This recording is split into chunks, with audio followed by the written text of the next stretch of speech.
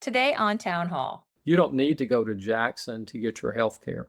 We will bring Jackson to you because you're going to see the same specialist here that you're going to see there.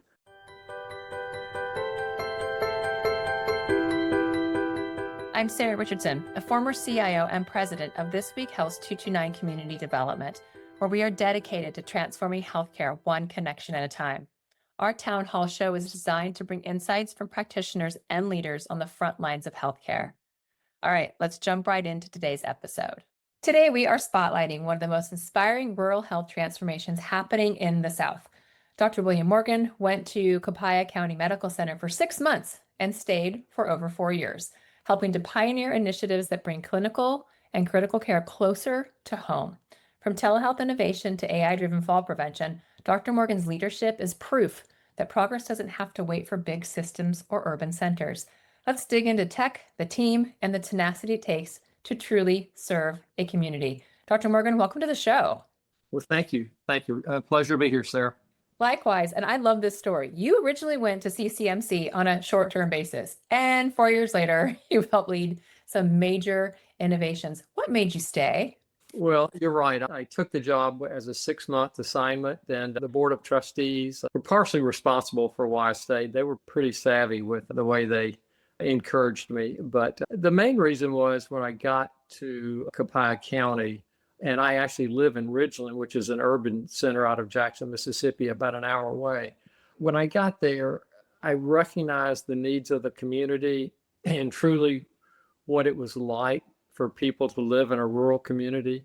And with the learnings that I've had in my career, it just was such an opportunity to make a difference. And so with the board support there, understanding what we were trying to accomplish, and that was really to transform the medical center there, which is a critical access hospital, into the model of what all rural hospitals within the state of Mississippi, as well as the country, might become. In your background's internal medicine, however, you transitioned into administration, and I'm curious what drew you to the leadership side of healthcare.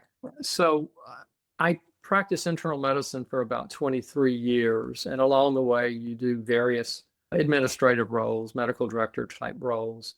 And I think many people and many patients in this country kind of feel like the healthcare system was broken. And so I was one of those. And so wanting to make a difference, I went into the leadership role. When you take care of patients, you typically take care of the individual. But when you get into the administrative world, you really take care of the collective by transforming systems, and that trickles down to the individual. So it's a different way to basically take care of people, but it gave me the opportunity to develop systems and people to become something they weren't. And you've chosen to use Neteera for several of your core initiatives.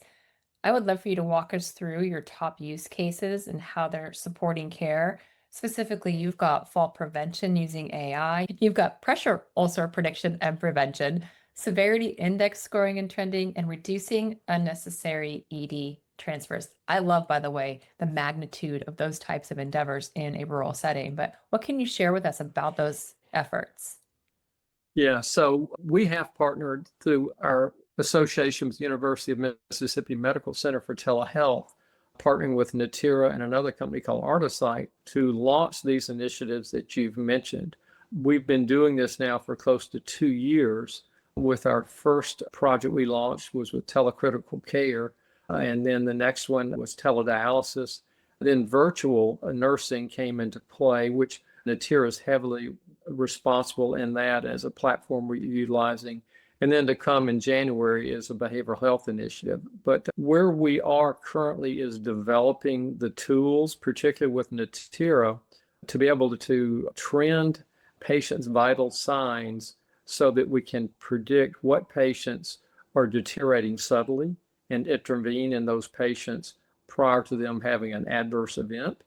And then in the emergency room, our patient severity index with the AI we hope to accomplish with that tool is when people present, they will look at the specialty care and different types of care that we offer, and then statistically be able to predict, is that patient a good patient to stay in our hospitals?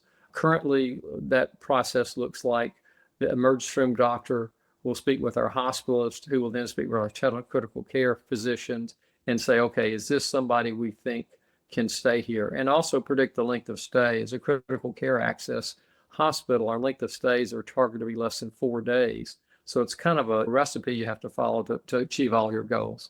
You shared, though, that the importance of keeping the patient in the setting if you can. And so I'm curious about an example of a time when the technologies allowed you to avoid transferring a patient or prevented an adverse outcome.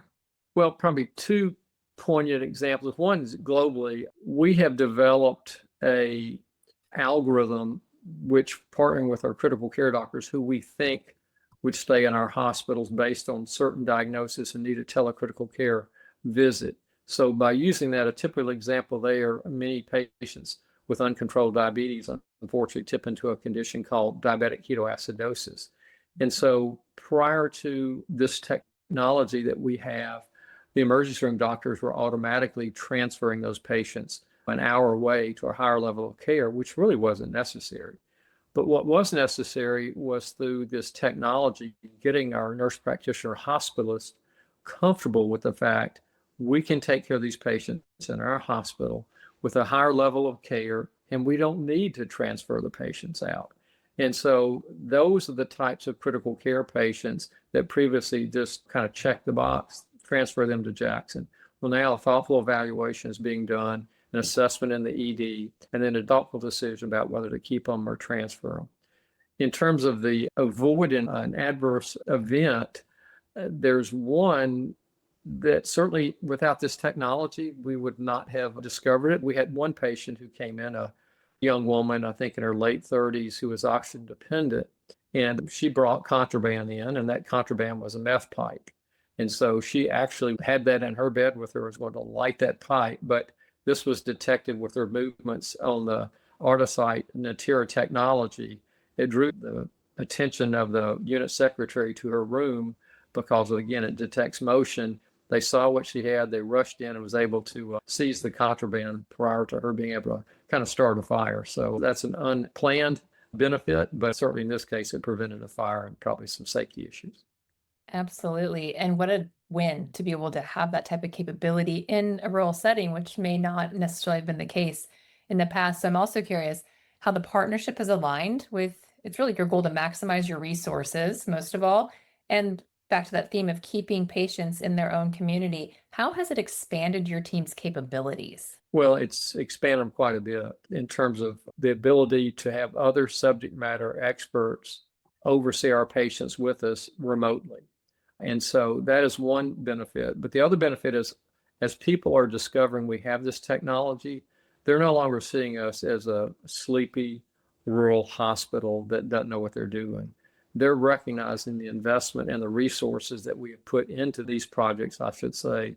And so that alone is becoming a magnet. And so we feel like that the learning that our nurses are getting, we would not be able to get really any other way.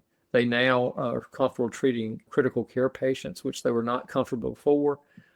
As part of our teledialysis program, they learned how to access grafts and shunts to do teledialysis, how to utilize and run this teledialysis machine.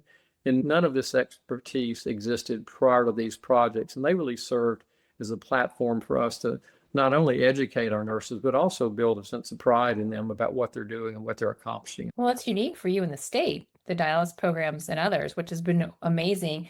And rural healthcare for you, you have mentioned is personal. How has the technology and really what's the vision for the future shaping some of your views about what's possible? It's documented in the statistics about the disparity in care and outcomes that exist in rural communities versus urban communities.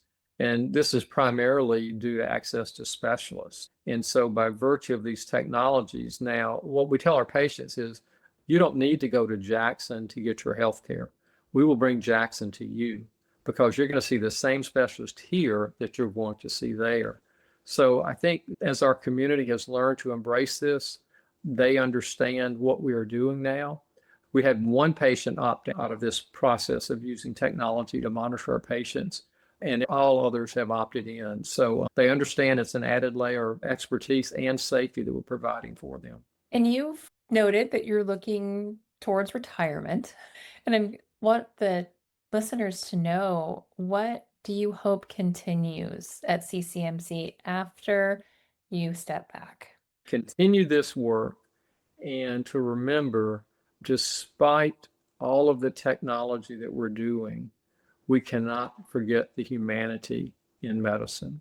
I remember when I was a resident in training, which obviously was many years ago, Dr. J.D. Upshaw, who had trained at Johns Hopkins, was teaching us physical medicine. He said, whatever you do, touch your patient, whether that's taking their pulse, hand on hand. When you see your patients, touch your patients. So the key will be, as great as we get with our technology, we don't want to lose sight that we're not taking care of patients, we're taking care of people.